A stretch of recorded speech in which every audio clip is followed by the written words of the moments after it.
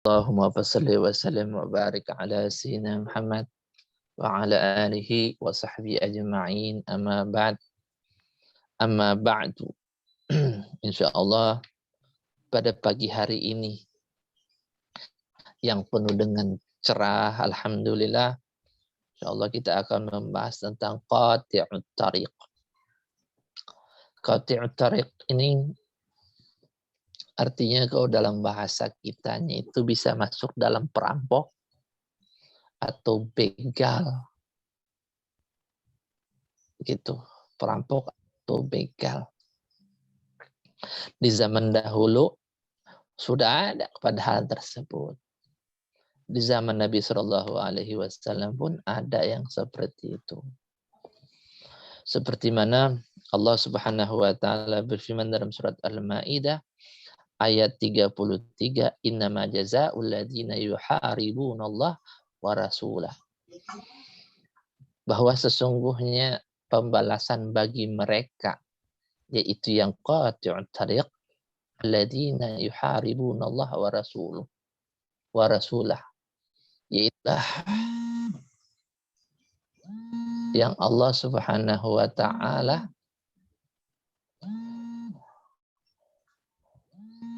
memerangi lewat Rasulullah sallallahu alaihi wasallam kepada mereka. Kemudian bentar, ada telepon, yarinin aja. Kemudian Sahibu Zubat mengatakan wa qati'at tariq bil ir'ab az-zarhu. Adapun perampok ataupun pembegal bil ir'ab, di dalam pembegalan mereka itu hanya menakut-nakuti saja. Maka hukum Islamnya az-zarhu, ditakzir mereka itu. Ditakzir mereka atau dia itu. Dalam takzir itu artinya ditangkap, mungkin dipolisikan, dimasukkan ke dalam penjara kalau di Indonesia.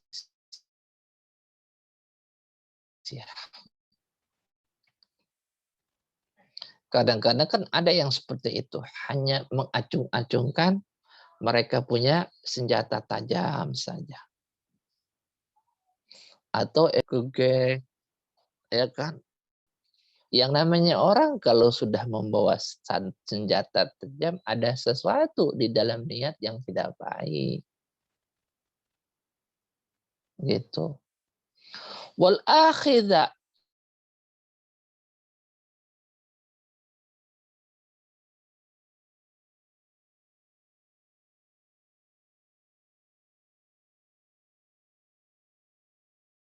minimal kalau sudah seperti itu, maka wajib bagi dia mendapat hukuman kafil yamin ogoda' warijlal yusra, yaitu dipotong tangan kanannya sampai ku,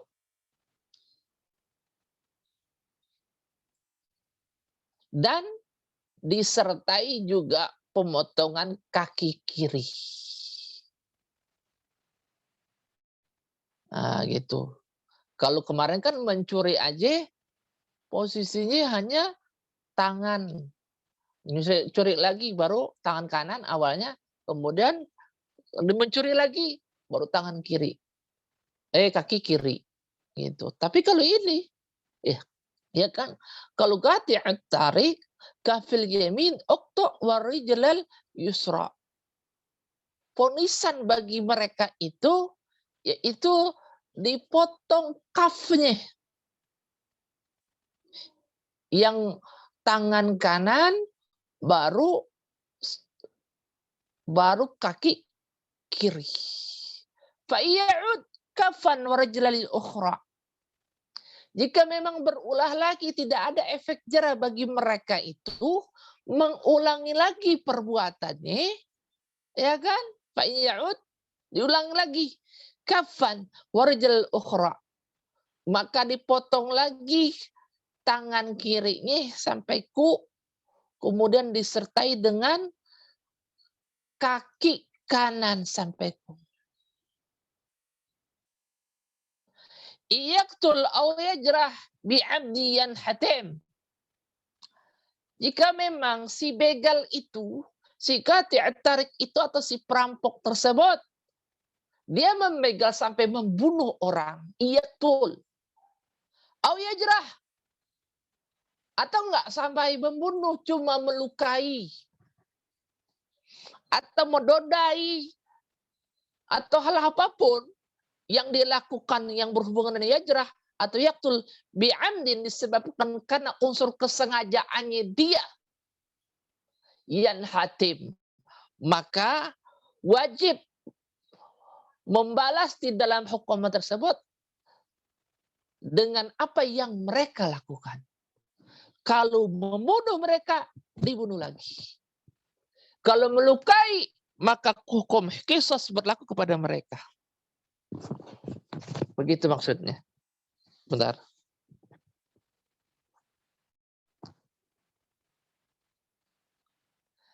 Gatlun. Nah, maksudnya kalau mereka membunuh, dibunuh lagi. Wabil akhdi ma'al gatli. Oh. Tadi kan cuma membunuh, tapi tidak merampas harta, tidak mengambil uang atau hal apapun. Tapi kalau ini, wabil akhdi, sebelum membunuh, ada rampasan harta. Ada pengambilan uang, contoh. Ma'al gati, habis itu baru dia membunuh orang yang punya harta. Lazim, maka wajib bagi dia, yaitu dijatuhkan hukuman lazim, gatun fasalbuhu thalathatun, dibunuh juga. Pertama dibunuh, kemudian sudah mati, fasalbuhu thalathatun, baru disalib selama 3 hari.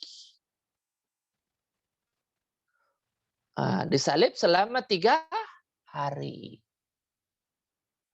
Wa id yatubu qabla dhafri bihi nubid. Tapi jika memang hal tersebut dia itu belum divonis tapi sudah bertaubat, qabla dhafri bihi, sebelum hal tersebut yaitu divonis, ya, nubid, maka hukuman bagi dia itu dalam penumisan gugur. Wujubu haddin, hal ini berlaku di dalam hukum yang berhubungan hablum minallah. Tapi kalau yang berhubungan hablum minan nas, la hugugu adamiyin, tidak ada gugur di dalam hak-hak adamiyin. Kalau hak-hak adamiyin itu, kalau posisinya dia bunuh, dibunuh lagi. Kalau dia melukai, dilukai lagi. Artinya yang berhubungan dengan hak-hak anak Adam, qisas itu berlaku. Walaupun sudah dia bertaubat. Tapi kalau wujubul had, nubid, yang berhubungan dengan minallah, kalau dia sudah bertaubat, ya udah. Gitu. Wa dem. Tapi kalau yang posisinya, ya kan, kemudian ada fodisan, kemudian ada lagi di dalam hukuman lain lagi dalam hal tersebut pembebalan, ya kan, maka usah posisi di dalam hukuman fodisan tersebut dibersakan, dibedain gitu. Maka yang lebih lagi, artinya didahulukan hal tersebut dalam hukuman itu, yaitu vonis langsung. Di sini kadang waqaddim haqqal ibad, dahulukan dulu antara hablum minallah dengan hablum minas, mana Wa qaddim haqqil ibad. Dahulukan dulu hak-hak yang berhubungan dengan hamba-hamba Allah. Jika memang posisinya dicuri atau diambil uangnya 1 miliar, dipulangin dulu. Jika memang orang yang punya harta itu atau yang punya uang itu dilukai, ya kan? Qisas dulu berlaku. Begitu. Maksudnya apa? Fal akhaf maugi'an. Yang lebih ringan dulu. Habis itu baru agak berat. Maugi'an yaitu didahulukan di dalam pelaksanaan pemfonisan. Di sini dikatakan fal asbaq. Dahulukan dulu yang lebih dahulu, yang lebih utama di dalam hal permasalahan pemfonisan. Tapi kalau sama-sama di dalam hal tersebut sama, maka hal tersebut diundi. Diundi kemudian dikocok, mana yang dahulukan? Yang keluar didahulukan. Di dalam pemfonisan terhadap si qati'ut tariq gitu. Kemudian yang kedua, masalah haddas syaribil khamri. Hukuman bagi orang yang syaribul khamr. Zaman dahulu kata-kata syarib yang berhubungan dengan cairan. Tapi kalau sekarang bukan cuma cairan. Ya kan? Yang penting akal sehat itu tidak beredar pada selarasnya. Maka Nabi Shallallahu Alaihi Wasallam bersabda yang diriwayatkan oleh Imam Muslim, kullu muskirin khamrun wa kullu khamrin haramun. Yang namanya muskir itu sakar. Sesuatu yang akal sehat itu tidak beredar pada yang sehat. Tertutup, maksudnya gitu. Itulah khamar. Wa kullu khamrin haramun. Kalau yang dikatakan setiap yang namanya khamar itu hukumnya haram. Artinya khamar itu bukan kategorinya cairan aja, akan tapi segala sesuatu yang menutupi akal sehat itulah dikatakan khamar. Itu. Apa aja yang menutupi akal sehat nih? Sudah sakau, benar-benar sakau. Kemudian kalau hal tersebut menutup, itu sudah khamar.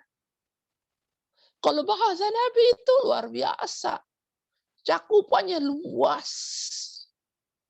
Kalau bahasanya manusia, syaribul khamr.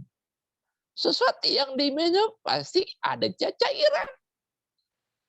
Tapi Nabi SAW bersabda, kullu muskir khamrun wa kullu khamrin haramun. Bahasanya gitu. Bagaimana nih Sahibul Zubat mengatakan Allah Subhanahu wa taala berfirman di dalam surat Al-A'raf ayat 33, A'udzu billahi minasyaitonir rajim. Bismillahirrahmanirrahim. Qul innamal harrama rabbil fawahish ma dhahara minha wa ma batan wal itsma wal baghi. Katakan Muhammad, sesungguhnya Allah Subhanahu wa taala telah mengharamkan, yaitu Rabbku, al-fawahish. Al-fawahish itu fahisun zamannya al-fawahish. Perbuatan yang di dalam satu kali berbuat maka beruntun perbuatan-perbuatan jelek yang lainnya. Kita melakukan perbuatan itu, kemudian dalam berbuat seperti itu, kita melakukan beruntun-untun perbuatan jelek-jelek yang lainnya. Paham kan maksudnya saya? Ma dhahara minha wa ma batan. Baik dalam hal tersebut yang posisinya zahir ataupun yang batin. Berujung-ujungnya wal itsmu wal bagh. melakukan dosa. Wal itsmu, yang dimaksud al itsmu itu al khamru, yaitu berminum atau memabukkan. Makanya orang kalau hal-hal yang memabukkan, satu perbuatan satu memabukkan, kemudian pasti berantai itu melakukan perbuatan-perbuatan yang fahish atau kejelekan-kejelekan yang lain lagi. Kita mabuk nih, otomatis condongnya, beruntunnya pasti berzina, berkelahi, atau hal-hal yang lain terus beruntun tuh kayak gitu. Makanya itu dikatakan harrama rabbi, sangat dilarang sekali di dalam keharamannya rabbi kepada Tuhan. Yang melarang siapa? Tuhan. Sahibul Zubat mengatakan yuhaddu kamilun bisyurbin muskirin bi arba'ina jaldatan. Adapun dihukum atau mendapat hukuman orang yang kamil, kategori kamil ini yang muslim, yang balik, berakal, mukhtar. Hal ini yang dia pilih, bukan paksaan orang lain. Kemudian alimun bitahrimi, dan dia mengetahui keharamannya. Kalau nggak tahu orang bahwa yang dia minum atau yang dia narkobakan tersebut itu yang nggak tahu haram, maka nggak dosa, nggak mendapat hukuman di dalam takzir tersebut. Gitu. Nggak dosa kalau orang nggak tahu. Makanya kalau orang bodoh itu enak.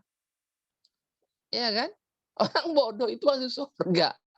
Ya, tapi posisinya yang jauh daripada ulama.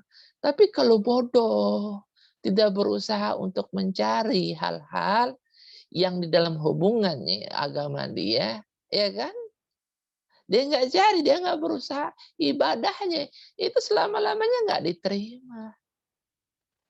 Tapi kalau posisinya dia cari, dia belajar, kemudian ada hal-hal yang berhubungan dengan minus-minus ibadahnya, ya kan? Bagaimana, diterima nggak? Diterima. Kenapa? Karena dia berusaha untuk melengkapi kekurangan-kurangan apa yang ada hubungannya dengan ibadah dia. Walaupun dia kurang, tapi dia tetap belajar, itu bagi dia sah ibadah. Tapi kalau dia tidak berusaha untuk mencari dalam dia belajar kekurangan ibadahnya, bagaimana ibadahnya? Maka tidak diterima. Itu maksud.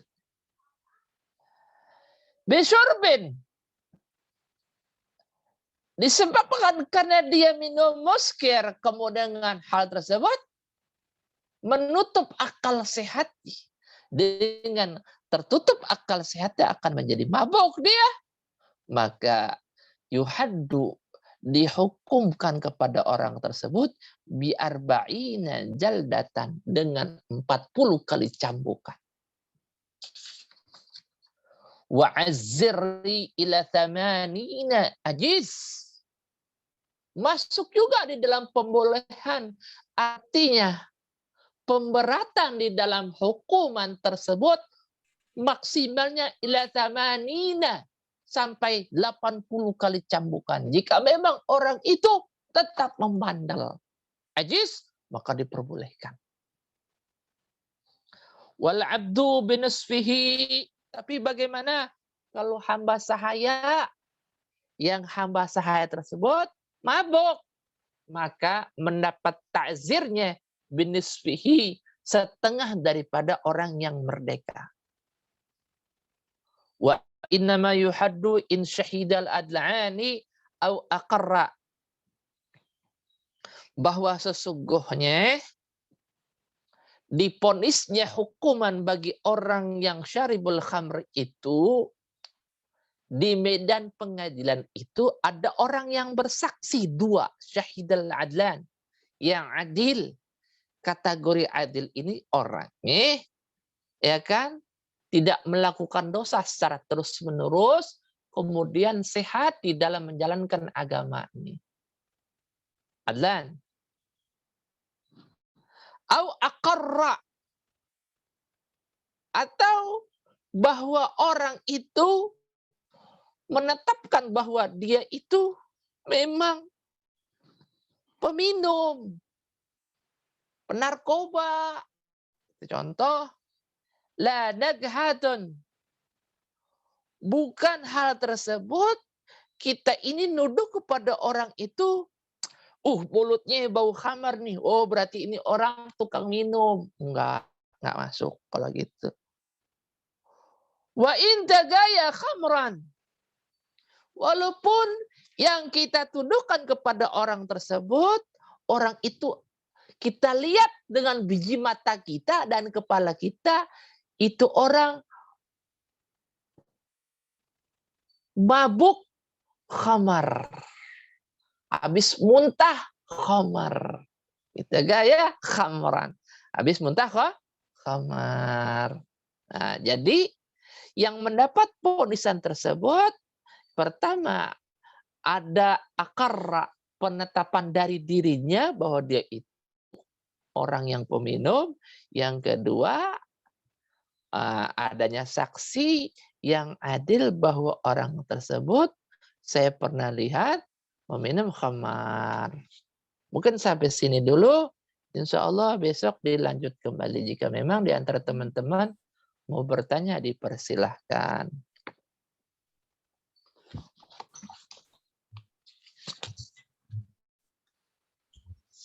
Ya, silakan teman-teman yang ingin bertanya. Materi hari ini itu menarik, yaitu tentang qati'ut thariq, haddu qati'ut thariq, dan haddul kham, begal. Jika memang teman-teman mau beli kitabnya Mawahibus Somad nih,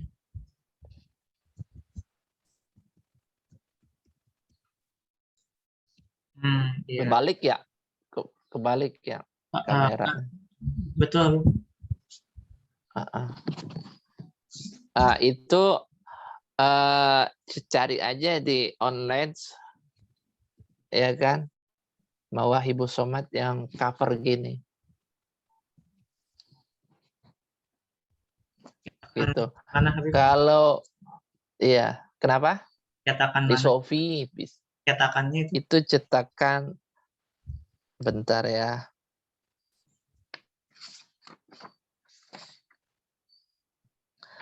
Cetakan Darul Fadilah. Ini baru, ini cetakan baru. Darul Fadilah. Ya, ntar saya foto lah gitu. Ini kalau teman-teman mau mengajar di majlis taklim atau di pesantren, oke juga ini. Susunan bahasanya susah oke. Buat ini yang baru-baru. Gampang. Yang penting rumusannya kalau bisa biasain. Diusahakan bahwa sekarang kamus itu di HP juga bisa aplikasi. Ya, gampang sekarang. Kalau iya, yang penting nama bahasa. Kamus. Iya, kita tahu posisinya, asal katanya apa. Kita udah belajar lah di yang pesantren kayak gitu-gitu. Iya. Udah tahu lah semuanya, udah paham saya. Udah paham teman-teman semua udah paham, udah tahu lah semuanya gitu. Iya. Ini kan biasa kalau di Hadramaut atau di pesantren-pesantren atau rubat-rubat yang lain ngaji nih yang kayak begini. Tapi kalau lebih mantap lagi itu dihafal bait-baitnya. Luar biasa itu. Makanya Abah pilih itu di dalam pendidikan fikih itu langsung, yaitu yang namanya Zuba. Setelah Fathul Qarib langsung Zubat. Ya. Fathul Mu'in itu kan agak lama. Fathul Mu'in kalau udah Mawahibus Somad langsung Fathul Mu'in. Begitu. Ayo, mungkin ada yang mau bertanya, dipersilakan. Nih, Bib, saya mau nanya, tapi Iya. beda topiknya, Bib. Iya, nggak apa-apa, silakan. Baik. Fenomena sekarang nih begini, Bib. Kita kan ngaji. Kadang-kadang kan kita tahulah kayak kita Shopee itu kan bikinan orang kafir misalnya kan. Terus HP kita menggunakan ngaji tapi bikin orang kafir. Nah, argumentasi kita untuk mengalahkan mereka, oh, kamu sok-sokan katanya, nyala-nyala kafir, tapi HP-nya HP orang kafir yang bikin orang kafir. Terus Facebook juga kafir yang dibikin. Nah, kita itu argumentasi yang logis sehingga bisa mereka terima dan kita juga enjoy, gimana ya kira-kira gitu.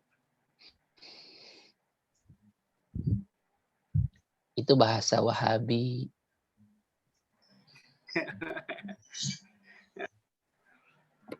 Bahasa Wahabi itu.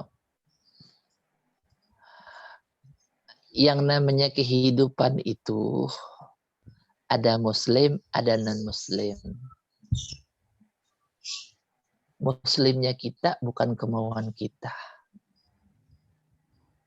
Non-Muslimnya mereka bukan kemauan mereka.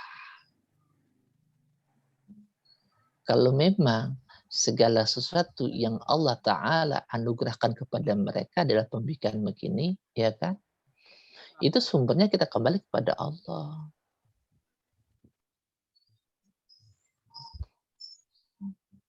Ya tinggal tergantung dari aplikasinya kita kemana. Lah orang pergi haji aja itu pesawat emang bikinan siapa? Itu kan istilahnya, bahasanya menggontok-gontokkan orang non-Muslim. Itu bahasa menjelekkan Islam hakikatnya. Itu akhlak yang jelek tuh sebetulnya, yang kayak gitu.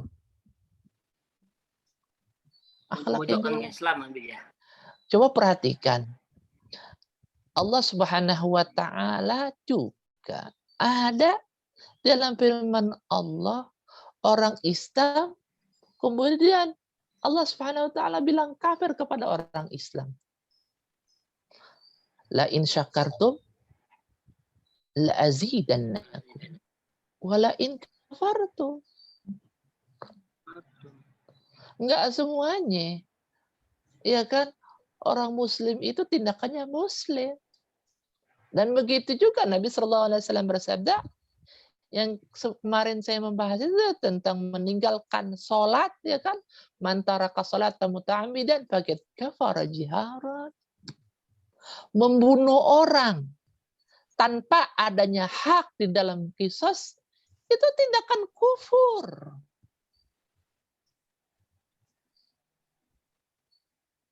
Banyak yang kategorinya yang kita lakukan itu menuju kekafiran. Cuma kita nggak paham. Jangan merasa disuci. Abah bilang, kamu tahu nggak ntar matinya itu husnul khatimah atau su'ul khatimah?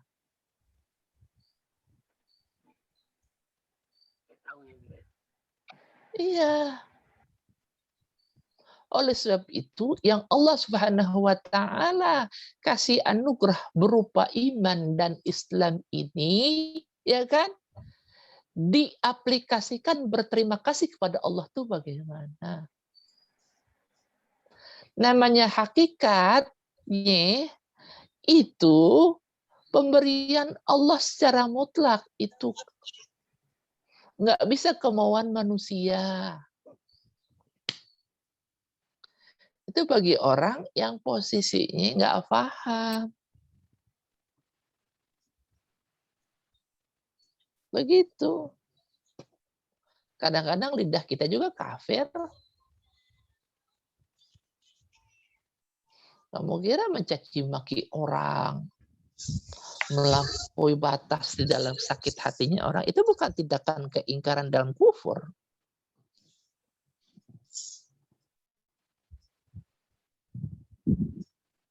Gitu. Namanya orang yang hatinya dikasih iman, Islam oleh Allah, takwa, pasti lemah lembut. Maka Nabi Shallallahu Alaihi Wasallam mendeskripsikan penduduk surga itu orang yang hatinya lemah lembut. Nggak kasar, nggak bengis. Tidak merasa dirinya suci.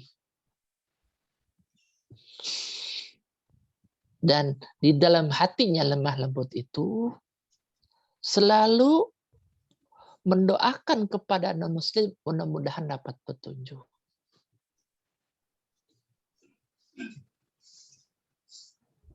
Gitu. Mudah-mudahan dapat petunjuk. Gitu.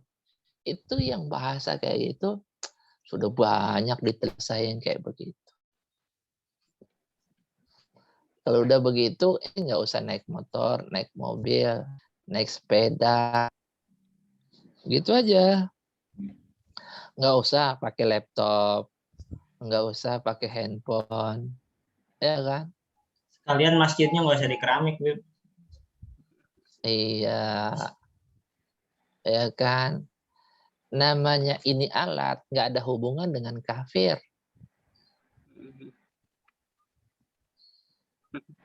Ya kan? Makanya dalam Abah bilang yang dikatakan kuliah ayyuhal kafirun itu bukan orangnya, tindakannya. Maka jangan membenci orang nih. Kita rubah tindakan kekafirannya itu bagaimana?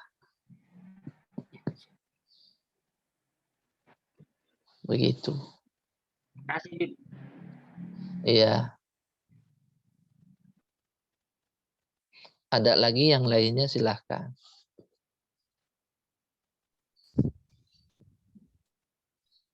Pertanyaan dari saya Habib. Iya. Di sini di bait pertama saya coba bait pertama bait hadat tarik waqat tarik bil i'zari azir. Jadi kalau yang pembegal itu enggak ngerampas, dia cuma nakut-nakutin, Habib. Ganggu berarti ya. Maka ditakzir. Apa itu termasuk orang-orang yang ganggu, yang ngeprank gitu ya, bikin video itu ngeprank. Artinya di dalam penggangguan ini yang berhubungan dengan efek down atau jiwa kita.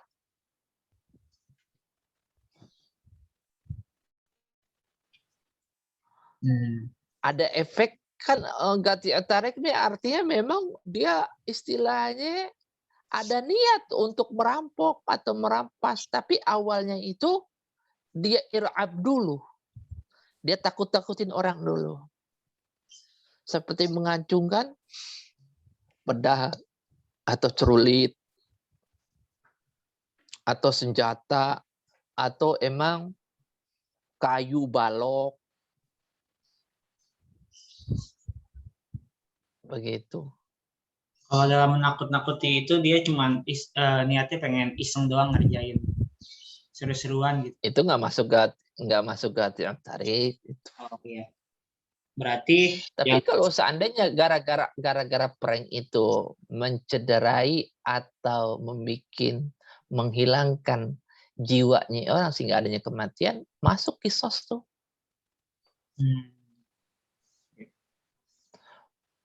Kalau yang berhubungan dengan istilahnya dedikasi, kalau mau ramai di dalam YouTube tersebut, cobalah kreatif itu yang sehat.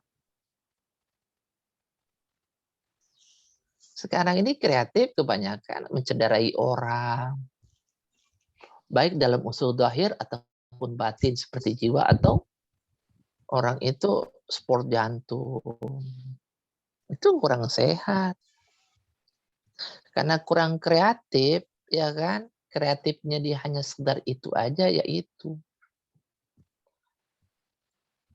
Apa banyak kreatif-kreatif itu contohnya. Kalau kita mau bikin di dalam video subscribers. Seperti kita kan Ustadz, ya kan? Bikin di dalam YouTube tersebut yang berhubungan ilmu. Atau talentnya kita apa? Bisa kok. Ada anak pondok itu yang dulu dia di Sarpras. Ya kan, tukang apa ya. Sekarang dia tuh punya YouTuber kurang lebih 1,2 juta. Subscriber itu sudah 1,2 juta. Cuma memposting-posting ternak-ternak dia, kambing, pakannya bagaimana, kemudian kandangnya itu yang bagus bagaimana. Ilmunya itu apa yang ada didapat di pondok. Kemudian dipraktekkan kehidupan sehari-harinya dia. Itu yang nonton sudah 1,2 juta.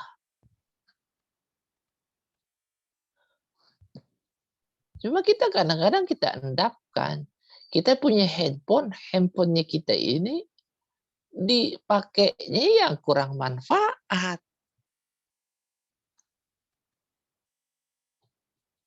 Makanya orang kan saya sudah bilang, kalau ada di dalam dirinya itu ada kelebihan berupa rezeki, pasti orang itu kreatif. Begitu. Kreatif di dalam pembikinan konten tersebut yang tidak memboskan orang.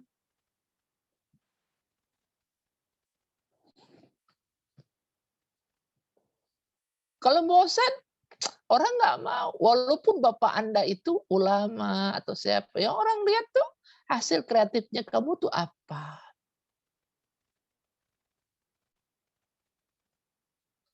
Mungkin kalau ceramah itu yang bagus bagaimana menarik hati orang. Kalau ngajar itu sumber referensinya bagus tersekian, kemudian jangan juga dibawanya marah-marah, orang itu bikin bosan. Ada ketertawaannya juga, begitu. Seperti Paha itu, ya kan? Cerdas. Karena hafal Quran, baca kitabnya mantap, dibawa dakwah itu ada ketawanya juga, jadi bikin orang nggak bosan. Jadi asik orang. Jadi mumet-mumet pikiran yang udah di luar kalau sudah ngaji hilang itu kan bagus juga tuh. Iya. Tapi yang Serasa kayak sehat. plong gitu. Iya. Jadi ya tapi di dalam lucunya itu yang sehat. Kalau kata beliau, bukan lucu. Lucunya bersanad. Iya, karena dari guru ke guru ke guru itulah ngaji. Abah juga kan di saat ngajar bukan hanya tegas aja, nasihat aja, ada lucunya juga. Udah dipraktekin semuanya sama Abah. Cuma kita kurang mudeng. Atau emang talentnya kita nggak di situ.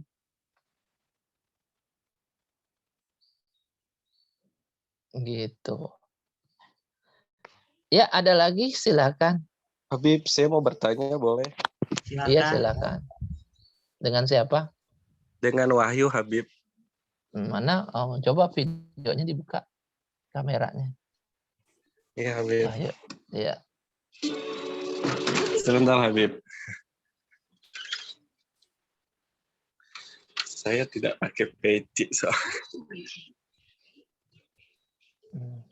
Nggak apa-apa. Emang kenapa nggak pakai peci? Ya, Habib, saya mau bertanya. Sebentar. Iya.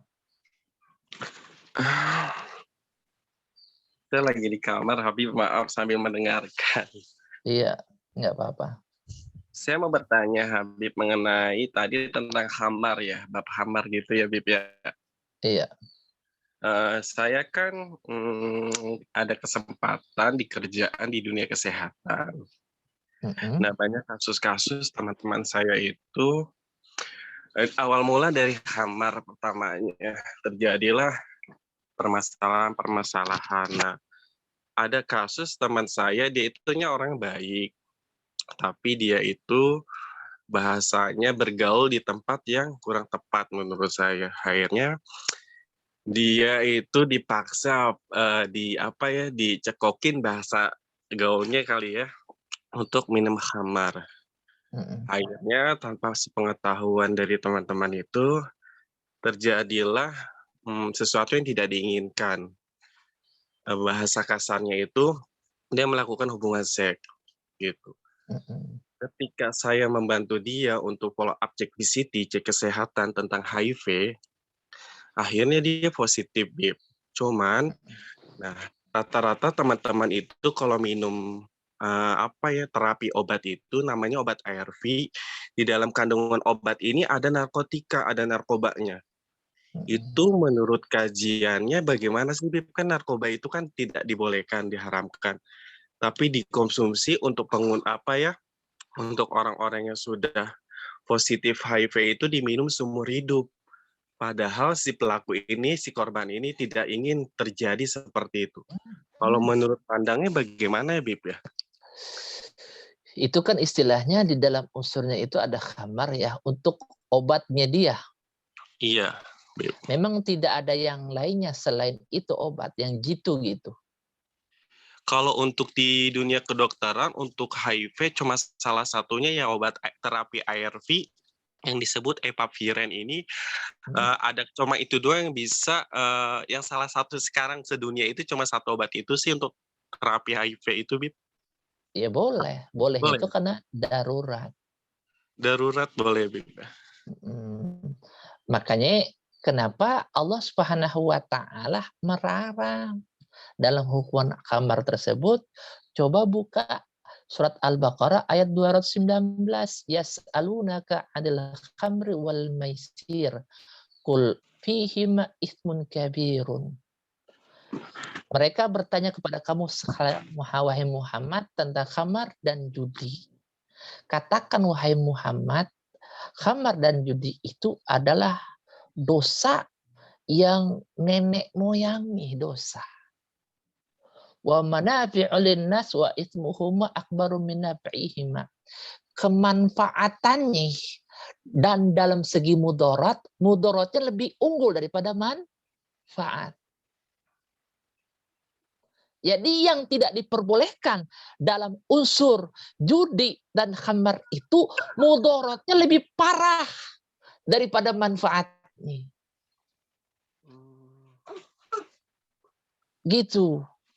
Sekarang kalau seandainya teman kita tuh yang kayak tadi tuh posisinya HIV, mohon maaf, kemudian tidak ada lagi obat selain itu. Bolehnya karena darurat. Jadi boleh ya, karena darurat aja, Bib ya bahasanya. Darurat. Makanya kan saya bilang, apakah nggak ada obat lain selain itu yang halal kategorinya, tapi itu yang paling jitu gitu, nggak ada lagi. Oh berarti darurat. Seperti mana orang yang tipes. Tipes itu makan cacing. Cacing itu kan kullu mustakdirin haram. Setiap orang Islam yang menjijikan dalam hal mengkonsumsi tersebut, maka hukumnya haram kan? Iya. Tapi nggak ada obat yang jitu untuk menetralisirkan penyakit yang sering-sering panas terus tipes. Nggak ada yang lebih jitu lagi selain itu. Wah, maka bolehnya itu ya hukumnya darurat. Gitu. Darurat ini sebatas di saat makan itu tujuan untuk sembuh, ya udah. Jangan sampai melampaui batas, kalau udah sembuh makan itu terus, nggak boleh. Jadi selama dalam perobatan, kalau memang kagak ada lagi yang lebih jitu dari itu, ya silakan. Dipersilakan tersebut hukumnya darurat. Sampai kapan? Sampai dia sembuh. Oh gitu. Berarti kalau dia kan obat ini harus diterapi untuk seumur hidup, Bib. Kalau dia sampai meninggal, tetap konsumsi itu maksudnya dikategorikan masih mengkonsumsi, berarti dalam keadaannya pun baik gitu ya? Ya boleh. Tapi kan nggak tahu ilmu pengetahuan ke depannya ada yang lebih canggih lagi nih dari obat itu. Saya yakin pasti ada. Makanya nih teman-teman perhatiin. dia itu menjadi seperti itu karena teman kan. Iya betul, Beb. Hati-hati. Maka Nabi Shallallahu Alaihi Wasallam bersabda, kalau melihat unsur keagamaan orang itu, lihat temannya. Oleh sebab itu kita berteman, lihat-lihat dulu. Jangan sampai kita berteman itu dengan berteman menjerumuskan di dalam istilahnya masa depan kita yang lebih cerah. Hati-hati itu. Teman kategorinya teman, tapi ujung-ujungnya iblis. Itu namanya apa artinya? Teman cuma selimutnya aja tuh akhirnya, tapi ujung-ujungnya jahat dia itu. Hati-hati tuh yang kayak gitu. Maka bertemanlah kepada orang yang memberikan istilahnya kesuksesan buat masa depan kita lebih cerah. Itu teman yang terbaik. Karena dalam kitab Riyadhus Shalihin itu, kalau mau melihat kepraktekan atau orang itu baik dan tidaknya, lihat dalam kelompok orang itu. Artinya temannya dia. Gampang aja kalau di Nurul Iman itu, orangnya malas atau kagak, sekian. Iya itu kalau berteman sama orang malas-malas juga. Tapi kalau orang yang kreatif, rajin, ya rajin juga. Begitu. Kalau melihat orang gampang gitu. Oleh sebab itu, alhamdulillah ada yang bertanya seperti ini buat pembelajaran buat kita, ya kan? Pandai-pandailah mencari teman. Jadi seperti itu. Makanya dalam usul fikih mengatakan ad-daruratu tubihul mahdurat. Diperbolehkannya dalam hal tersebut karena kondisinya darurat. Begitu. Karena tidak ada obat lagi yang selain jitu daripada obat tersebut. Gitu. Sabit, makasih. Ya, sama-sama. Ya. Ada lagi silakan. Ayo, kita kan kadang di kalangan santri itu ada, nggak apa-apa saya terjun ke teman-teman ini, teman-teman yang seperti ini. Barangkali dengan hadirnya saya di pertemanan mereka bisa membawa dampak baik. Nah, ternyata lama-kelamaan bukannya kita yang memberi dampak baik, malah kita yang terseret. Bagaimana Habib sekiranya niat kayak gitu kan baik Habib ya, tapi bagaimana untuk memahami diri kita bahwa kita tuh udah bisa untuk seperti itu atau belum? Abah pernah bilang dulu, condongnya manusia itu segala sesuatu yang tidak baik. Di saat dia melangkah dengan suatu kebaikan, sangatlah susah. Makanya Abah bilang dalam agama itu adanya taklif, kallafa yukallifu taklifan. Adanya paksaan untuk melakukan segala sesuatu yang baik. Itulah tuntunan Allah dan Rasulnya. Dipaksa. Makanya kalau awalnya kita niat baik, akhirnya terjerumus, ya kan? Ya lebih baik nggak usah. Karena kita condongnya yang tidak baik. Makanya Nabi Shallallahu Alaihi Wasallam bersabda, al-insanu mahalul khata wa nisyan. Mahalul khata.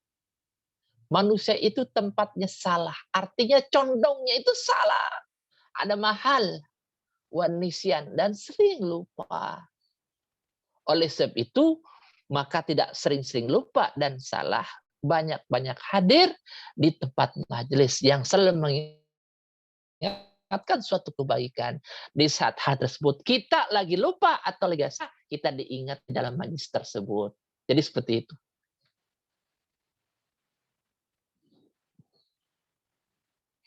Ada lagi yang lainnya, silakan.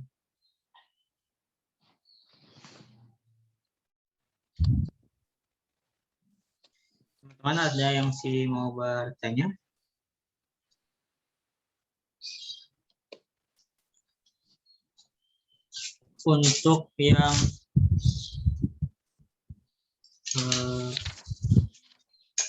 Untuk yang khamar ini saksinya lebih sedikit dari yang perzinahan ya, beda. 2 ya? Iya. Kalau zina 4.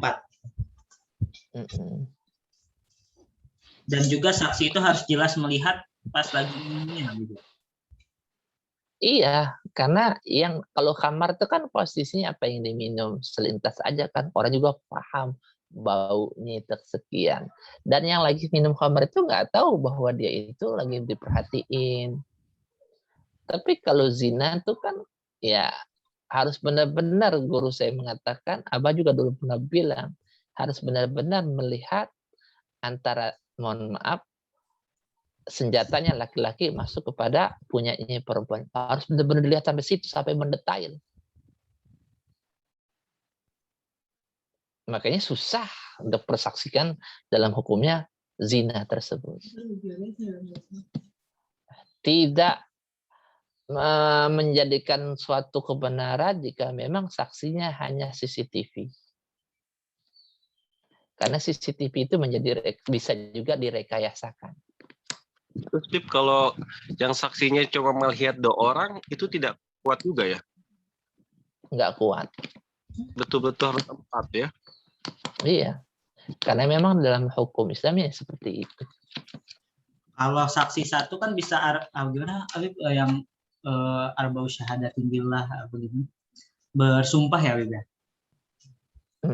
Artinya kalau dalam satu orang itu bisa juga disogok. Tapi kalau 2 orang kan penguatan. Kira-kira kadang-kadang kan hakim itu membandingkan di dalam skema dramatisir atau benar-benar terjadi nih. Dilihat daripada cerita dari awal. Coba kamu ceritakan dari awal kan begitu. Sinkron nggak pas dengan saksi kedua nih. Gitu.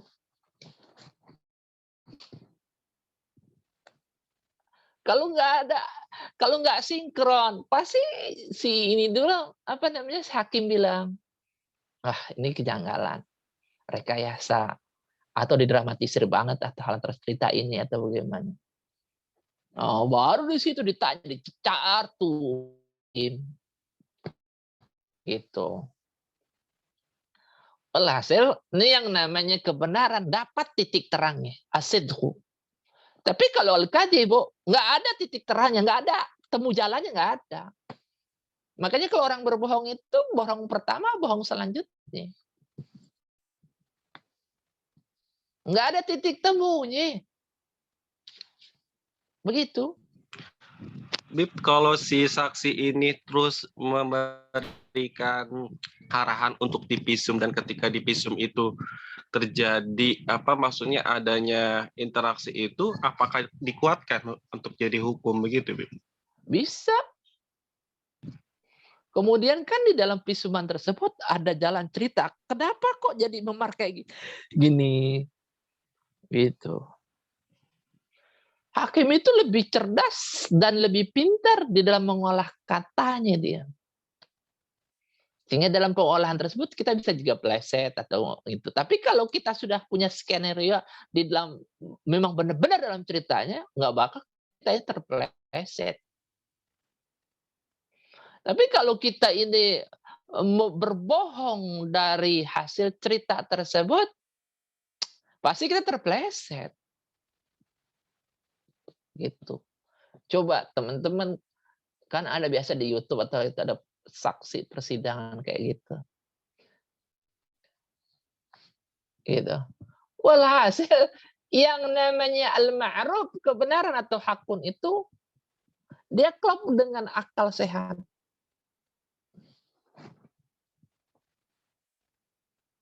Tapi kalau di luar daripada itu tidak klop akal sehat, itulah nafsu.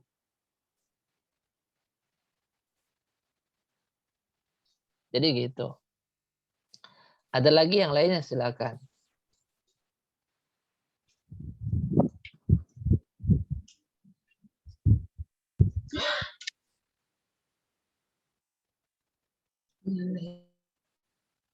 Silakan, ada lagi yang ingin bertanya?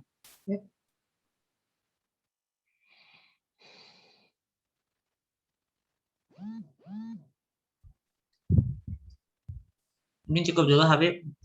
Sudah Tidak ada Oke, pertanyaan. insya Allah besok kita teruskan lagi atau malam ntar atau bagaimana ntar saya kabarin ya kapan kita zoom lagi. Oke, tolong selalu diajak teman-teman yang lain ya semuanya. Baik, Wallahu a'lam bishawab. Saya akhiri dulu. Wabillahi taufiq wal hidayah. Assalamualaikum warahmatullahi wabarakatuh. Waalaikumsalam Waalaikumsalam warahmatullahi warahmatullahi wabarakatuh. Terima kasih banyak, Habib. Ya, Terima kasih sama-sama. juga teman-teman yang sudah bergabung pagi hari ini. Semoga terdapat banyak keberkahan di pengajian kita pagi hari ini. Dan kita memahami dan menjalankan syariat yang kita pelajari. Mari kita tutup dengan membaca hamdalah bersama-sama.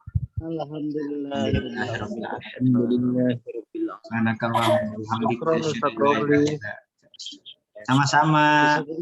Kabarnya kalau ada pengajian lagi jadwalnya. Oh iya, WA nih, WA aja. Ya, syukron. Ya. Ustaz Romli ganteng amat. Ya Allah, Bibi, foto dong kalau